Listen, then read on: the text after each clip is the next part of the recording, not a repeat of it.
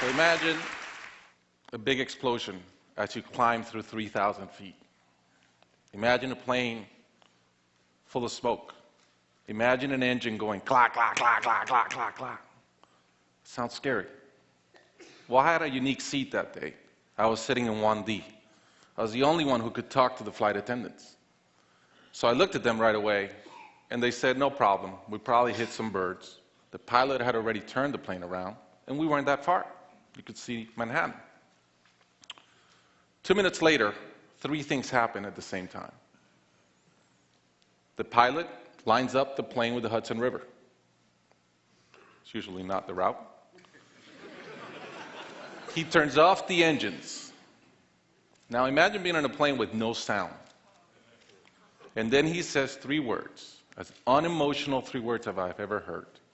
He says, brace for impact.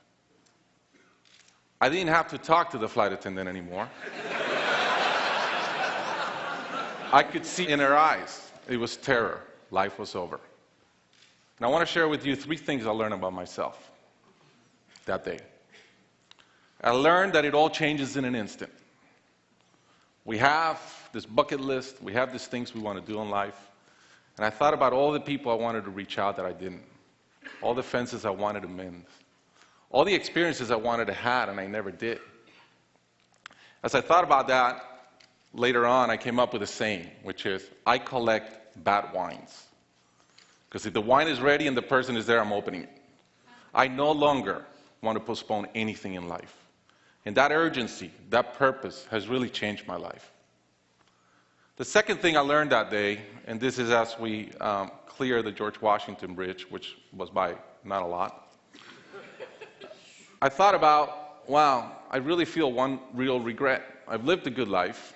In my own humanity and mistakes, I've tried to get better at everything I've tried. But in my humanity, I also allow my ego to get in. And I regretted the time I wasted in things that did not matter with people that matter. And I thought about my relationship with my wife, with my friends, with people. And after, as I reflected on that, I decided to eliminate negative energy from my life. It's not perfect. It's a lot better. I've not had a fight with my wife in 2 years. It feels great. I'm no longer trying to be right. I choose to be happy. The third thing I learned, and this is as your mental clock starts going 15, 14, 13, you can see the water coming. I'm saying, please blow up. Right? I don't want this thing to break in 20 pieces like you've seen in those documentaries. And as we're coming down, I had a sense of, wow, dying is not scary. It's almost like we've been preparing for it our whole lives.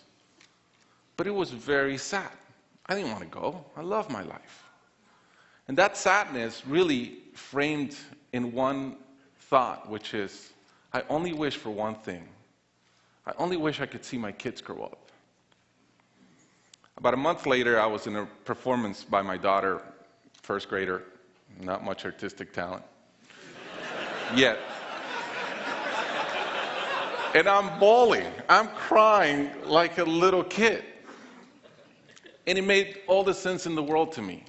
I realized at that point, by connecting those 2 dots, that the only thing that matters in my life is being a great dad.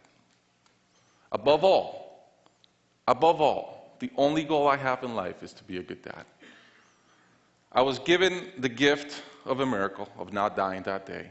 I was given another gift, which was to be able to see into the future and come back and live differently.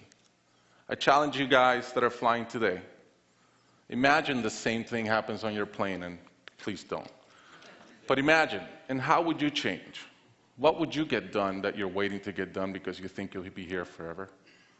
How would you change your relationships and the negative energy in them? And more than anything, are you being the best parent you can?